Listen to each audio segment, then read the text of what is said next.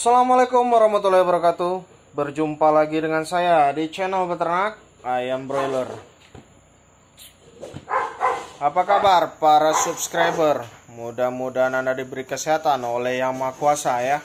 Nah, di video kali ini Pak,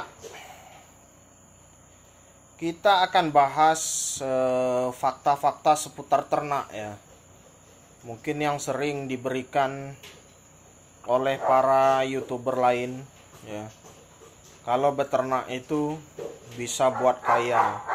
Kalau beternak itu nggak susah. Kalau beternak itu bisa dijadikan oleh kita itu jadi profesi Pak ya. Seperti saya contohnya sudah jadi profesi. Saya tidak menyalahkan YouTuber tersebut yang bilang bisa kaya dan bisa jadikan profesi, untungnya besar, ngurusnya nggak susah. Kalau itu terjadi pada diri mereka sendiri. Tapi ketika sudah diaplikasikan oleh para subscribernya, viewernya, yang niru-niru dia beternak juga kan, karena lihat videonya pengen juga beternak. Nah, dan ternyata rugi, tidak sesuai dengan kenyataan. Nah, disinilah Pak fakta-fakta itu akan saya bahas. Fakta pertama adalah beternak itu tidak mudah. Kalau Anda baru mulai ya. Kalau Anda baru mulai, Anda akan mulai menyesuaikan diri dengan sistem beternak Anda. Contoh seperti saya. Ya. Dulu saya ini Pak tidak mau yang namanya malam-malam itu kerja gitu kan. Malam-malam itu kerja, mikul pakan, bangunin ayam dan sebagainya. Dulu sebelum saya punya anak buah. Kalau sekarang kan semua sudah dikerjakan oleh anak buah. Nah, di situ letak susahnya. Anda akan menyesuaikan diri menjadi lebih rajin, ya, tidur lebih larut, dan mungkin bangun tidurnya lebih siang gitu. Jadi itu fakta yang akan Anda hadapi. Dan fakta kedua adalah Anda tidak akan selalu untung Pak, seperti yang digaungkan oleh para peternak yang mungkin YouTuber juga. Ada kalanya Anda mengalami kerugian. Ya. Coba Anda cek di kebanyakan YouTuber peternak ini, ya, sangat sedikit sekali yang share masalah kerugian. Ya. Sangat sedikit sekali. Kalau ditanya, Bang kok nggak pernah share kerugian? Dia jawab, dia nggak pernah rugi. Kata dia, nggak pernah rugi. Kalau dia baru beternak selama misalnya 1 tahun, mungkin kita percaya dia tidak akan rugi. Tapi kalau dia sudah beternak, udah peternak kawakan kan, udah ternak minimal misalnya 5 tahun, dia bilang nggak rugi. Itu saya nggak percaya. Kalau Anda bantah dengan saya ini, ada tuh Bang Pak Ramaidi pernah itu beternak tanpa rugi 5 tahun. Ada di videomu, kok sekarang kamu bantah sendiri omonganmu? Maksud saya beternak tanpa rugi Pak Ramaidi yang di video saya itu bukan rugi di ayamnya. Kalau di ayamnya dia malah pas-pasan. Misalnya ayamnya 18.000, untung hanya 5 juta. Secara peternakan tidak rugi, tapi secara operasional dia rugi. Nah itu faktanya Pak.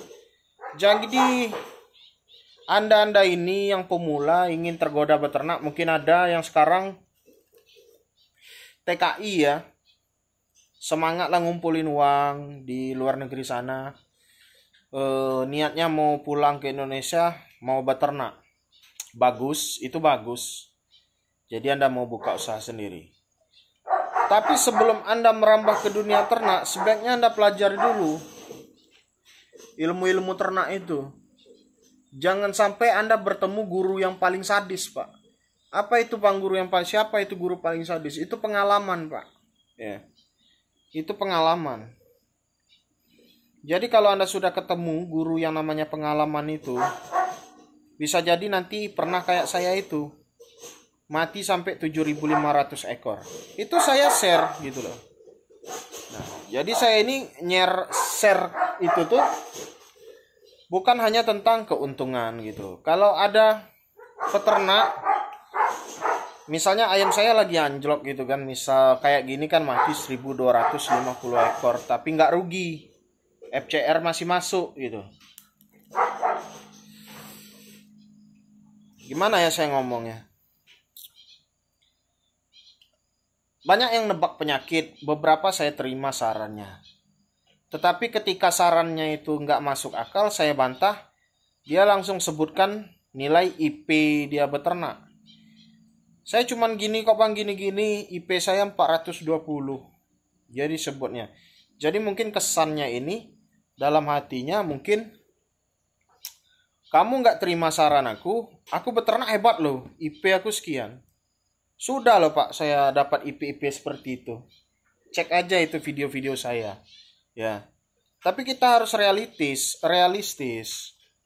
Nggak selamanya kita itu dapat yang seperti itu gitu loh. Saya malah 4 periode itu Pak berturut-turut, IP saya 400 lebih malah. Ya. Tapi kalau periode ini kayaknya 300-an ini video IP-nya. Jadi itu fakta di peternakan Pak, nggak selamanya peternakan Anda itu berjalan mulus gitu. Jadi sebelum Anda itu beternak, pikirkan lagi. Satu, masalah modal itu sudah pasti. Saya nggak percaya itu Pak. Kalau ada motivator bilang-bilang usaha tanpa modal itu nonsen lah itu tuh, omong kosong. Ya. Semua butuh modal, nggak mungkin nggak butuh modal. Dengan adanya modal muncullah semangat. Jadi nggak cukup modal semangat gitu Pak beternak ayam ini. Realistisnya seperti itu. Beternak ya, ini di dalam peternak. Bisa kok bang tanpa modal beternak. Pelihara aja dulu ayam jantan sama betina. Terus tetaskan. Ini kalau ada orang yang beternak seperti itu Pak, itu sudah orang yang paling sabar di dunia gitu loh. Yang saya bahas ini ternak broiler gitu. Dan nggak bisa hanya modal semangat. Anda harus sediakan dana yang nggak sedikit. Ya, untuk per 1.000 ekornya saja sudah saya sebutkan. Di luar kandang operasionalnya saja sudah 25 juta. Itu 3 tahun yang lalu Pak. Kalau sekarang mungkin naik. Nah, ya. Dan seterusnya fakta tentang peternakan ini Pak, untuk bagi yang mandiri itu masalah pasar penjualan. Ya, modal mandiri. Nah, jadi Anda ini hebatlah beternak. Bisa ngurus ayam. Anda urus ayam 1.000 ekor nggak ada yang mati. FCR-nya bagus. IP-nya bagus. Pakannya hemat. Tapi ketika ayam sudah mulai panen, Anda mulai bingung. Kemana saya jual produk saya ini? Dan selanjutnya yang terjadi, ayam Anda tertahan, bobotnya sudah over, orang nggak mau beli, yang terjadi tetap kerugian. Ya Pak ya. Jadi itu Pak fakta seputar peternakan ini.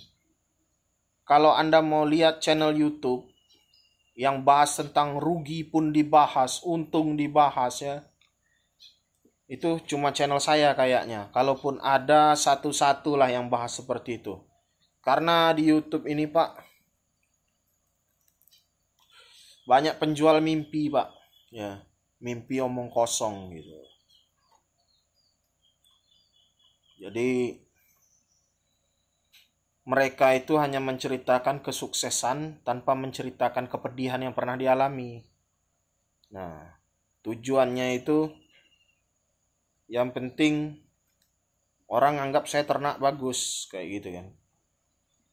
Kalau saya akui beternak saya nggak bagus-bagus amat kok. Si amat aja nggak bagus kan. Jadi saya share semua. Nah, makanya penyampaian di YouTube saya ini beda dari yang lain Pak. Penyampaiannya mungkin cenderung kasar gitu. Karena kenapa? Itulah saya dan itulah yang saya alami. Dan itulah yang kalian tonton. Jadi nggak ada yang namanya settingan gitu. Videoku saja tanpa edit gitu loh Pak. Ya. Nah. Sekarang kita lanjutkan, itu kan tentang fakta. Nah, sekarang kita lanjutkan gimana Bang cara memperkecil risiko fakta-fakta yang Abang sebutkan tadi. Yang pertama, untuk Anda memperkecil risiko kerugian, ya, ini saran saya. Anda nggak bisa ternak, cuma punya modal gitu. Anda cuma punya modal. Anda carilah dari keluarga Anda itu yang bisa Anda percaya, yang bisa mengelola peternakan Anda. Anda tanam saham sama dia, bagi keuntungan gitu. Jadi kalau nampak keuntungan tadi, Anda tinggal bagi. Dengan catatan orang yang dipercaya, Anda nanam modal ke dia. Nah, bagaimana Bang untuk memperkecil resiko ayam kita tidak terjual? Bergabunglah dengan kemitraan. Bukan saya promo kemitraan di sini. Saya malah lebih setuju kalau pasar itu bisa terkontrol, lebih baik kita mandiri. Tapi faktanya di negara kita ini, ya, saingan peternak mandiri, modal mandiri itu Pak, itu raksasa semua.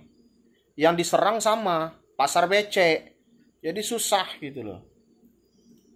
Jadi untuk memperkecil resiko yang namanya nggak terjual, bergabunglah di kemitraan. Ya Pak ya. Hanya video sederhana hari ini Pak. Anak buah kandang saya sedang melakukan pencucian kandang, itu bunyi gensetnya itu. Ya. Nanti habis beri makan anjing saya mau pulang. Ya, tidur di rumah lagi, menunggu periode selanjutnya. Mudah-mudahan ayam saya menjadi lebih baik lagi periode depan. Dan akan tetap saya share baik buruknya di depan Anda. Karena di video ini suatu saat akan saya pertanggungjawabkan di akhirat. Assalamualaikum warahmatullahi wabarakatuh.